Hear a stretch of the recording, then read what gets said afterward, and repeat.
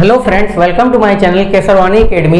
अब देखिए next point आपका आता है फर्स्ट यूनिट में, जियोथर्मल एनर्जी क्या होता है। देखिए पहला point, the energy harnessed from the hot rocks present inside the earth is called geothermal energy.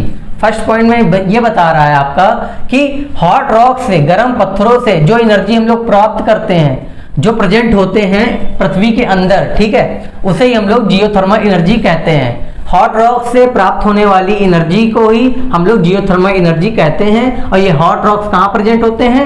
अर्थ के अंदर, ठीक है।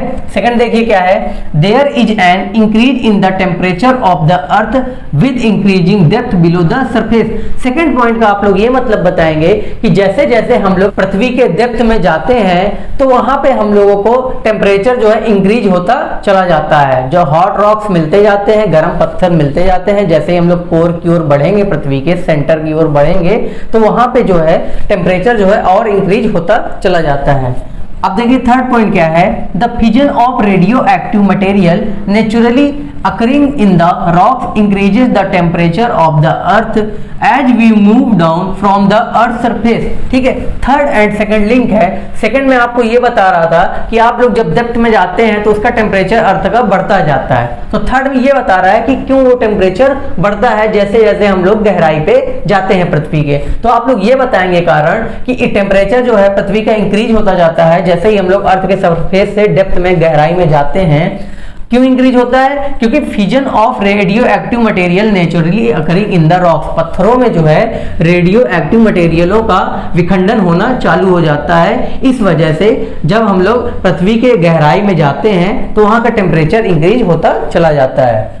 फोर्थ पॉइंट देखिए, hot molten rocks called magma are present in the core of the earth, this causes sometimes volcanic action. ठीक है, आपको ये बताना है कि हॉट मोल्टन रॉक्स को ही हम लोग मैग्मा कहते हैं, जो हमारा प्रेजेंट होता है अर्थ के कोर में। ठीक है, हॉट मोल्टन रॉक्स आपका मैग्मा जो है कहां पे प्रेजेंट होता है? कोर में, पृथ्वी के कोर में प्रेजेंट होता है। कोर का मतलब सेंट्रल पॉइंट, ठीक है, पृथ्वी का central point. This causes sometimes volcanic action.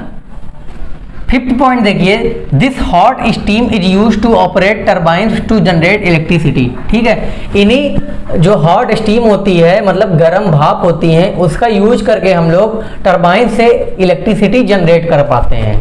ये आपका फिफ्थ पॉइंट हो गया। अब मेरिट्स देखिए क्या होते हैं। मेरिट्स में आप लोग बताएंगे कि चीप, सस्ता होता है और क्लीन सोर्स एनर्जी होती है, मतलब काफ़ी ज़्यादा साफ होती है एनर्जी, क्लीन होती है। ठीक है, सेकंड पॉइंट क्या बताएंगे, geothermal plants require little land area. हाँ, अगर आप लोग ये एनर्जी प्राप्त करने के लिए जियोथर्मल प्लांट जब लगाते हैं तो वो जो है काफ़ी कम जगह में, काफ़ी कम लैंड लेती है। आसानी से इसमें हम लोग कम जगह में इसको जियोथर्मल प्लांट्स को लगा सकते हैं। तो आप लोग सेकंड मेरिट्स ये बताएंगे। लिमिटेशंस देखिए क्या होते हैं। पहला पॉइंट देखिए क्या है, air pollution results in case of release of gases like H2S NH3 present in steam waste. ठीक है, एयर पॉल्यूशन होता है कुछ गैसों से जो रिलीज हो जाती हैं। कौन कौन सी गैसें हैं वो? Hydrogen sulphide, H2S, NH3, ammonia, ये प्रेजेंट होती हैं स्टीम वेस्ट में। ठीक है, मतलब आपका स्टीम वेस्ट में ये प्रेजेंट होती हैं।